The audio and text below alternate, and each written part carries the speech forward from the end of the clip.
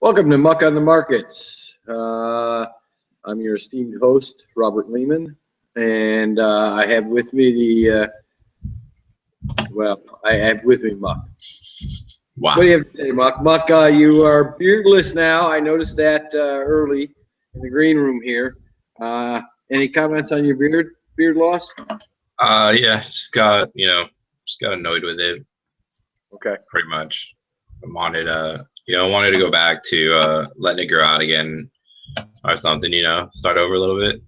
Well, we've had interesting day in the market again. I don't know because I've been out a sizable portion of the day here today, but I know overnight we were way down. Pre-market, the Europeans pre-market in Europe, they decided to turn it the other way, went all crazy, and now we're up significantly. Although, I guess we've had on my 15-minute chart, I see a couple of bars sinking down a little bit. I guess we're hitting, what are we at, 93.25 on the SPOOs. But a couple of issues that we talked about last week that I wanted to revisit. And first, let's give you kudos on WWE. How was the Royal Rumble? I mean, it was, I think Musped will attest. It was pretty much everything that everybody wanted to see. It wasn't a complete shit show. It was pretty good. They did a lot of good things. So, I'm very excited going forward. They brought back some guy, AJ, who I don't know who he is. Or Yes, they brought in AJ Styles, and he was with WWE just for like a dark match trial period. He didn't make it. He went off to be probably one of the greatest wrestlers in the history of the planet at other places. Not WWE. Greatest wrestler. What?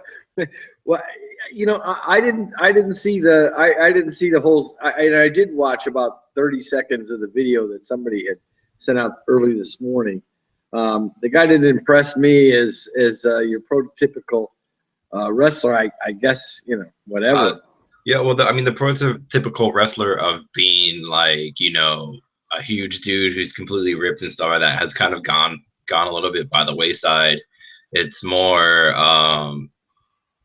guys that can do amazingly athletic things in the ring. That's kind of where it's going to, not these guys who can't really move well and look like giant oafs. And I think that's kind of overdone. I think if you're paying for, as people call it, a male soap opera or however you want to see it, you want guys that you're like, wow, you want to see something amazing every time. And the guys who are like 6'7", 6'6", and 280 can't really do that.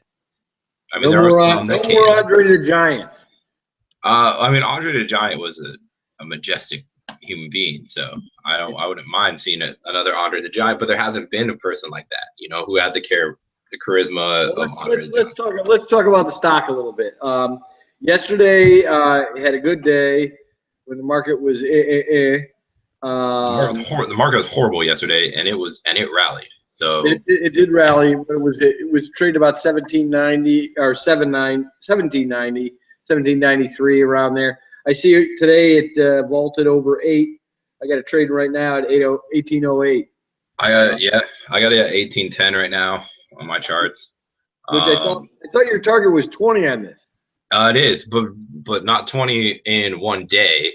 In 2 days. I think it gets to 20 by WrestleMania. So when for us ill-informed folks that aren't dutifully following the ifs and buts of WWE, when is this infinite multi-match contest? April 3rd. April 3rd. Boy, I'll be sitting with bated breath until then. Can I order it? Yeah, yes, you can. It's if you want to order it in HD, it is $70 in HD. Wow. Or you could just go to WWEnetwork.com and pay $9.99 and get the first month and sign up for a trial and get the first month free. Wow. I've had the network for about 3 years now. I know a lot of people who have. It's $9.99. You get every pay-per-view for free.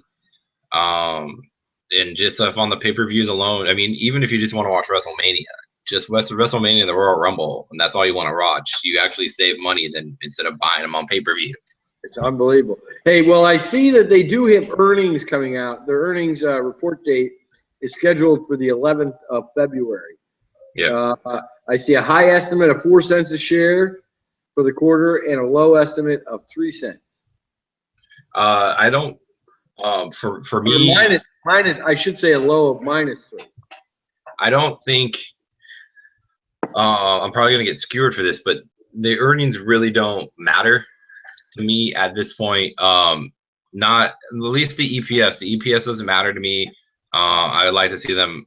I like to see them come and beat 4 cents a share. But I think you really want to look at the numbers on the subscriber growth for the WWE network. I think that's where, that is the bread and butter. They've put so much into the network. The network keeps getting better. I think what were their last numbers? I don't know. How many losers subscribe to that thing? They're not losing subscribers anymore. They're actually gaining subscribers and going, full tilt pretty well. I think essentially what I want to see is I want to see them keep gaining subscribers. I want to see them. I think they could do kind of. You want to see the growth. You want to see the growth into that more people are starting to buy the network, and the network's starting to expand overseas and go from there. I think the network could be considered something like Netflix, where it keeps just getting better and better and better. Well, Netflix is an interesting comparison there.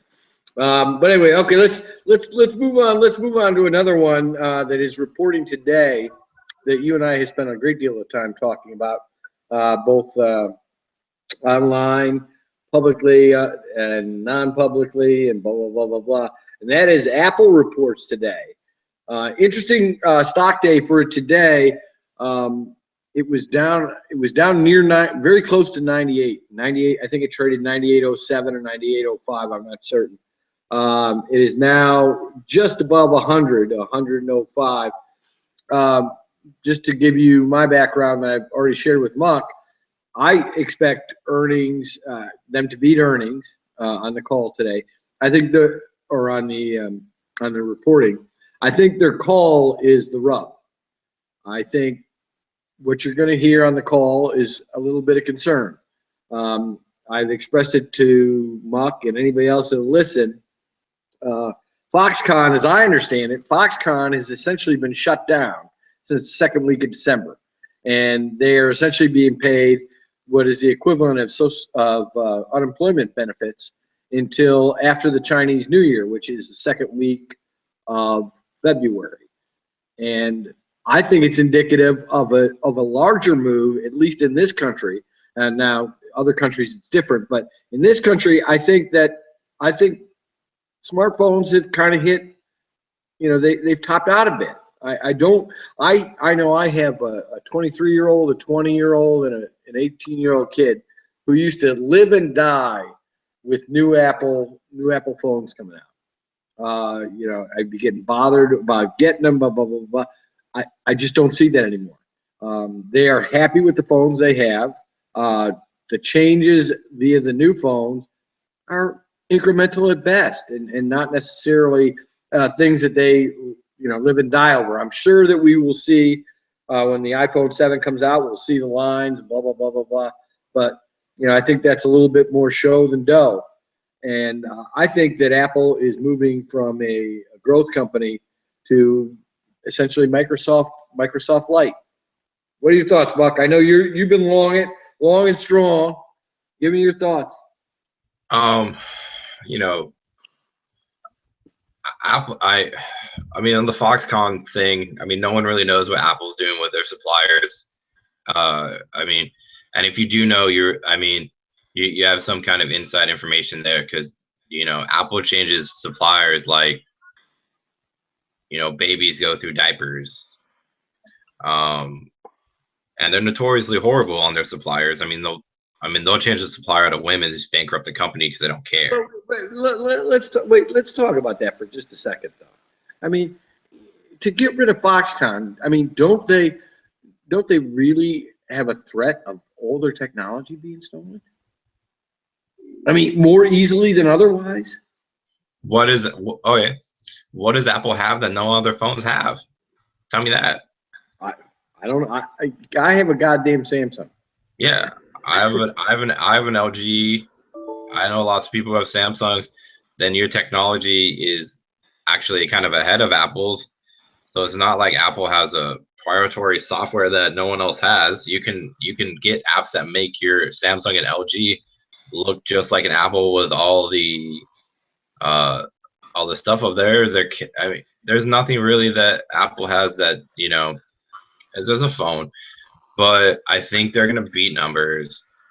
I think. Okay, but where is it? But I mean, numbers are numbers, you know, and as Jack Welch can tell you, numbers can be manipulated. As GE constantly beat earnings by one penny or 2 pennies. So that's a lot of smoke and mirrors. But what are the growth expectations for that company, and where is the growth going to come from? I think there's lots of ways where it has growth. You know, the car thing could be good. I know they just got. I know their car guy quit. The car could be interesting. The computers. Are you getting ready to move? Are you getting ready to buy the Apple car? Yeah. I mean, if it's affordable, sure. Why not? I have no idea. I don't know. Like, I'd have to see it. I mean, in the greater scheme of things, do I think Apple getting into the car market could actually possibly kill Tesla, which would make me smile. I very much hate Tesla. I just hate anything that Elon Musk does, to be honest. But that's just You're not a big SpaceX fan, then? You know, like, no, not really. I mean, I get it. I get what he's trying to do. It's just, when he does good things, everyone seems to like stop the world. But like when other things he does fails, everyone's like, "Oh, well, genius fails." And blah blah blah blah blah. Like, I just don't like people who get tons of credit but don't get any, you know, blame for anything. I don't watch. I mean, I kind of watch Tesla generally. I don't watch it intraday. I see it's trading under 200, 193. I haven't really looked at it much. I did read a piece about 2 weeks ago about a privately held battery powered car manufacturer that supposedly is going to eat. You know, I mean, the theme of the story was it was going to eat Tesla's lunch. Look, I don't have a position right now in Tesla, but I'll tell you right now, I put my money on it going to 100 before it goes to 300, and it's at 193 right now. I'm telling you. 193. Where are you getting your quotes, man? Oh, it is 193. You're right. No, I was looking at a historical number. I have my TOS up. You're looking at your Google Finance. I don't know. Yeah, that's right. But you know, I mean, Tesla does really move fast. Hey, didn't Exxonmobil trade on your TOS at 66 the other day? Yeah, that was on my phone. That was on my phone. Oh, yeah. I'm working out the little home office setup right now, so it's good. The thing that I see, I just read an article about Tesla, and all the people who bought the original Teslas, you know, the S's or whatever, Tesla's buying those back from them at, I think it was like 70% the price that they bought it for. Right. Why are they buying them back? You know, I think it's part of the deal. Like, it's like it's like kind of was like a lease agreement or something. I gotta look more into it. Well, you know, let me tell you something about those S's. I saw an S, which was bought by a guy that owns a body shop, but he's quite a wealthy guy as well. He bought one at an auction, and it had been totaled. It hadn't been badly totaled. Window broke, bashed up the back. It's a 4-door car, so bashed up the back of a not a quarter panel, but a door that was essentially destroyed. Anyway, long story short, Tesla won't allow you to fix them yourself. This No. guy was in a quandary, and I was trying to give him suggestions as to where he might find some of that information, but they just won't do it. I have a sneeze coming up here, Muck. I'm gonna have to mute myself. But no, so let's say, a lot of the cars went for, very, very high amount of money. So if Tesla buys them back at 70% of what the people paid for them, then Tesla has to find people that want to buy a secondhand used car. And I think we all know about the battery issues. Like, will the battery last for a long time? I'm hearing that if the battery goes bad, you're talking like almost as much as a car to put I just think they could get really hurt. And everyone knows me. I don't like Elon Musk, so I'd be super happy about that. But I think that was a bad business plan. No. Yeah, I don't know. I have never owned nor shorted the stock, so I won't say that I know a ton about it. I just know ancillary facts. Anyway, let's talk banks here. Bank of America, which has been in a world of hurt recently, and as you know, what was it now? Now it's probably 5 years ago. I was shorting the bejesus out of this thing, and kind of made a short career out of it. But it is in a world of hurt recently. It's having a very nice day today. It's up to about 3.25, a little above 3.25. But it was, I think it traded under 13 yesterday. And if you look at Deutsche Bank's charts, Deutsche Bank already broke they broke the 08 lows on that thing. It is in a world of hurt. I don't know really what's going on there. We also spent some time looking at the KRE, which is yeah, I heard somewhere that Deutsche Bank lost another small company or some of that in market cap, and holy crap! It is at 1858. It's unbelievable. I don't know what's going on there, but somebody is making a fortune on the short side there. That looks horrible on a daily chart. Wow! Go back to the 08 numbers and compare it. It's unbelievable. Well, I know in 08 they actually did pretty well, didn't they? They didn't collapse like other people did. Well, they still held around the mid 20s, because I remember trying to short it. It wasn't like Bank of America that just crumbled. It's some chart to look at, isn't it? Yeah, it's someone either knows something, I don't know, but somebody knows something that I haven't read, and unfortunately I haven't been doing with the political season in full tilt. Because if you look at it, on Thursday of last week, it just falls off a cliff. Yeah, no, I told you. See, Muck, every once in a while you should listen to me. I pay attention to shit that's going on. Anyway, let's talk Goldman. Goldman's another one. Their chart looks like hell. Yeah, but their chart if you look at their 5-day, 5-minute chart, it doesn't look that bad. It looks like you get some support here. It all depends on what kind of chart time frame you want to look at. If you look at it on a daily chart, you want to hang yourself. But if you look at it on this 5-minute chart, I think you could see a rally up to about I think you can get up to 158, somewhere around there. So it could be a little decent trade. Trying to go into the end of the week. But I don't know if I would really consider owning it full long time right now. I think the best play with the banks, the large banks anyway, is hope this pop goes higher and short. I may get short Bank of America by the end of the day today. Well, I'm looking at the Goldman chart, and it looks like you have a lot of underlying support under it on the moving averages and stuff like that. And if you can pop the upper Bollinger Band and keep it going, I think you can make some money on a 5-minute chart. But it all it's all relative. There's a lot of overhead supply there too.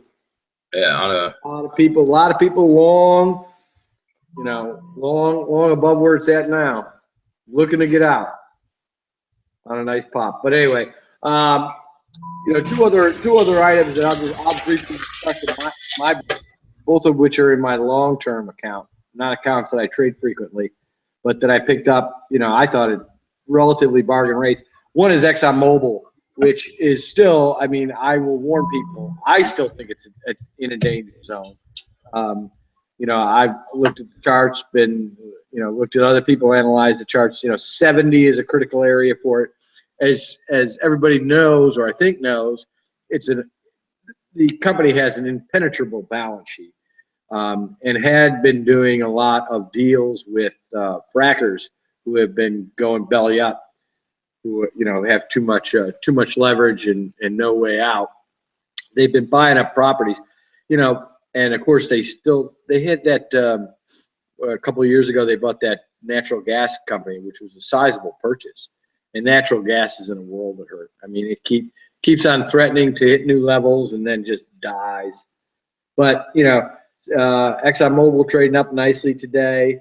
My other one that I bought when all the bad news came out in November was Walmart, and Walmart's doing well. I mean, my theory is that you and I are both going to be shopping at Walmart, come November.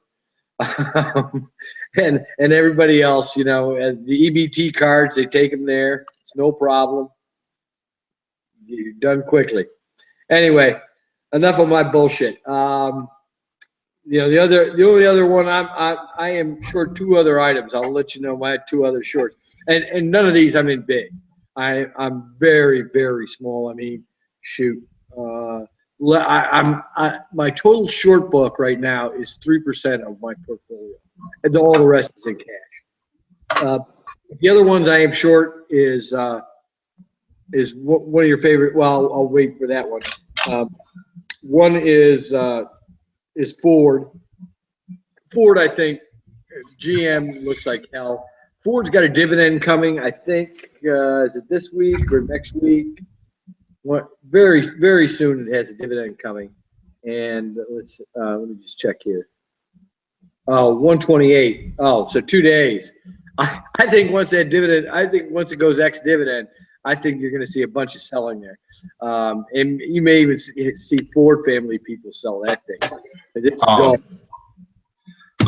I like XOM, so I'm with you on that one. I think. Walmart, I liked Walmart for the family stuff for a while. I think it does good, especially if you're running an economy. Ford, I just got filled in some WWE just right now. Ford trading at 12.26. Look, if it gets under $11, I think you can buy Ford. I don't think it's a big. I don't think. I mean, what you're gonna go back to? Under 950. Under 950, it's a buy. How long do you have to go back to see Ford under $10? Not that far. What, all the way back to 08? No. I think 2010, maybe 2011 even. Hold on, I'm gonna bring this up. I'm gonna find this out right now. Just take a look. And my other short is in the industry that you and I spent a bunch of time talking about last time, which is Alcoa. Finally, I put up rather than shut up.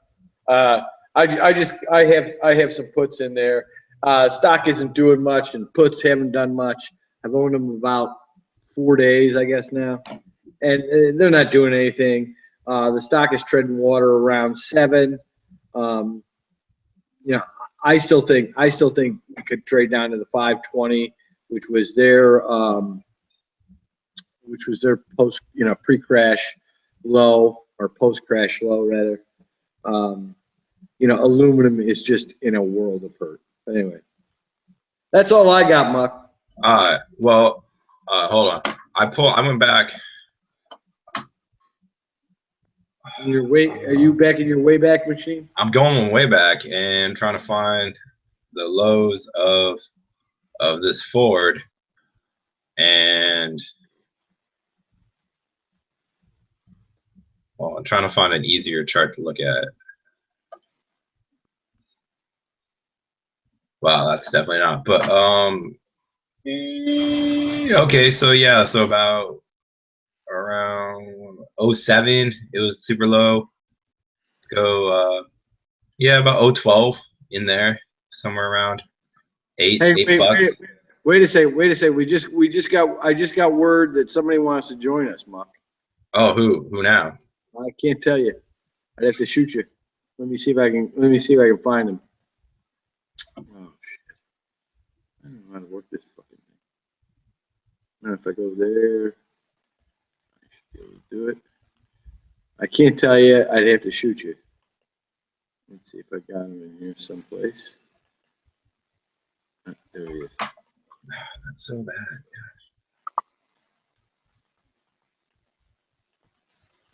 I sent it to him. I'm sorry. Now we're back to. Are we on Ford or are we on? We're on Ford. I mean, I think you're looking about like 012, somewhere around there. So I mean, it's been a while. It's been a grip of time. Yeah, I mean, here's my theory. You know, they have basically sold cars to every person that can fog a mirror. I mean, it doesn't matter what your credit score is. You can have a 490 and get a car. Or you can have a 470 and get a car. Hey, that means that you could get a car. Oh, the granddaddy's back. But they'll sell one to me. I have a 790, I think. Last I checked. Oh, Sapien. Yeah, I'm going to be on for just a second, and then I'm going to have to stop off for a second because my wife's yelling at me to walk the dog. We have 2 feet of snow up here, so it's like when the dog wants to go, I got to like dig out a spot so she can go. You figure a 70-pound dog could handle snow, but no. Baby. So what do you got for us? Nothing, man. Everything's been closed. DC sucks. They can't handle the snow at all. It's like I live in Atlanta, you know, dusting the snow, and everybody goes to hell in a handbasket. But you know, Muck is still digging out of snow there in Orange County, California. I know. I was just complaining to Greg the other day that it got down to 32 degrees last night. You know, I mean, I don't know what to do. You know, the dog was going crazy and everything. Oh, dude, it took me about 4.5 hours to dig out my driveway, and I got this part of my driveway which is like a ravine because of the way I'm kind of up from where the street level is, so they dug out a ravine. So there's my neighbor's side and my side, and digging that out and just lifting the snow up and over was. Yeah, I'm ready for an apartment. Yeah, good time for a townhouse, right? Yeah, Well, exactly.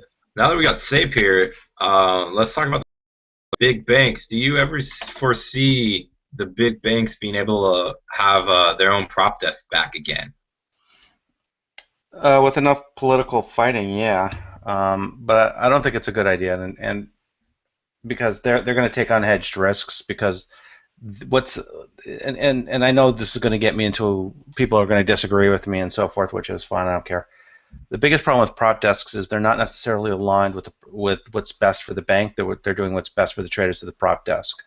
So if I'm a bank and I'm going to have a prop desk, the traders there are going to be paid on how profitable they are, and they're going to tend to do unhedged long positions or short positions that could put the bank at very much risk, because the prop desk is a unit of the bank, and their profits and losses flow through. If you separate them off as their own company, maybe like a kind of like a quasi-REIT structure where you can be somewhat protected from very large losses, and you can just jettison it. I think that structure probably works better. And while I'm not with the OCC, that structure probably would make people feel a lot better. I mean, one of the things to keep in mind about the government is they have very long memories. I've walked through the halls of the Fed, and they still talk about what happened during the Great Depression.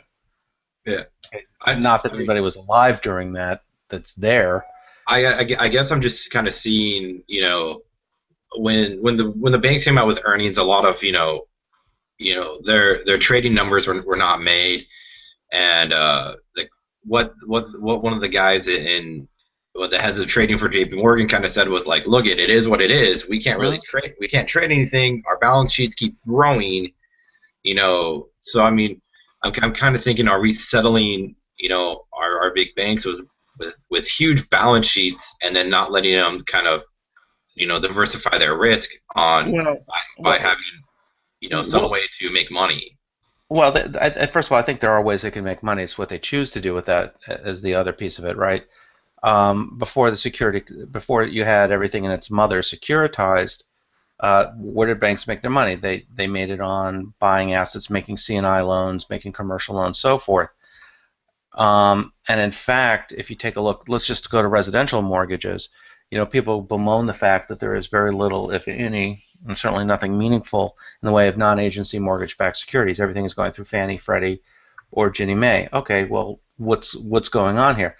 Problem number one is that the credit curve, which needs to be flat enough to make the execution of a bond successful, has to be there, and it currently isn't. I mean, people blame regulation; it's an easy target.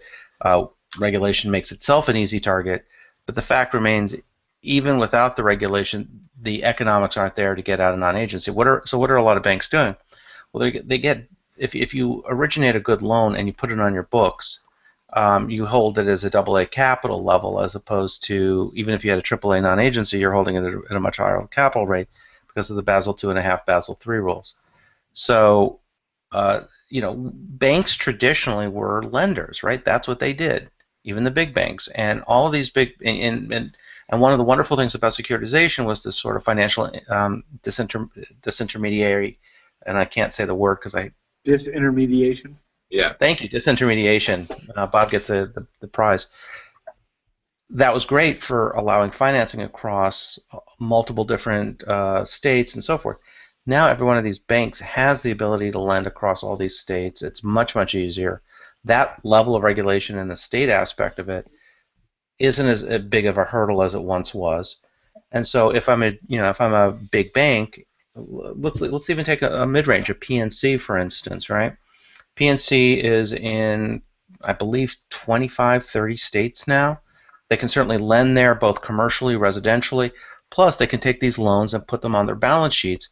So I can go out and get a jumbo mortgage, say, I'm not exact, but let's say I can get it somewhere between 4.5% and 5%, right? A $1 million residential loan. I got top credit. I have at least 20% down. I go out and get it, and and their funding rates are so low, right? They're probably under a point. They're making positive carry on for points. So they still can make money. Is it money made on trading? Probably not as much, right? That's going to be more bit. But I still think as a bank and central bank activities, which they really have not engaged in since the securitization boom took off, because they wanted everything off their books, because they don't really believe in paying for risk management, and that's starting to turn around. But I think that's kind of where the profits are made, not on the trading desks anymore, but in the more traditional banking functions, which still exist and there is a need for. Well, nice dog. I absolutely concur with you in terms of what banks used to do and how they'd like to get or ostensibly I'd like to see them get back to that. I don't know that that's happening. Let me just move in a whole different direction for you, Philip, and get your thoughts. Muck and I were discussing Deutsche Bank. Have you looked at Deutsche Bank recently?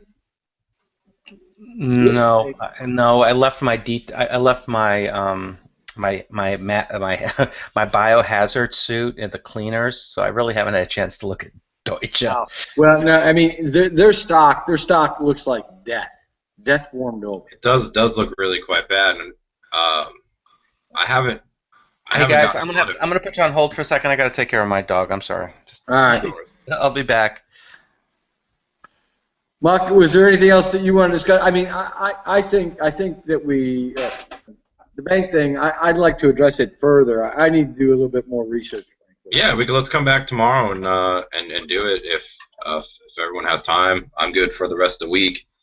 I always make time for this, and I think we can have a good discussion about it, and see what's really going on. Because I feel like the bank earnings for a long period have been quite bad. And yeah, it's soup. I mean, maybe I'm a fool, but I think banks are equivalent to utilities. That's what I think they should do. They need to take in deposits, make loans, and it's a simple business, and it should be kept as such. I think doing it otherwise. Yeah, but the problem is that we let banks get so out of control, and now the regionals are doing it. With if you look at the Ohio River, I mean the two biggest banks of Ohio are starting to merge now. And well, and I saw that Huntington National Bank bought a bank too, but another regional. I don't know much about it. I saw that Huntington was down on the news, down by about 10%, at least when I last looked. But you know, it's an interesting quandary. One thing that we can say for sure, and this melds nicely with my other predilection in life, which is politics. Dodd-Frank was a metaphysical disaster. I'd like to get Safe back and talk about that, because I know, I'm not going to blame him for it, but I know he, just to see, why it went wrong and, what there is about it. Just closed out a huge position in E-minis, made about $500. What? You're short?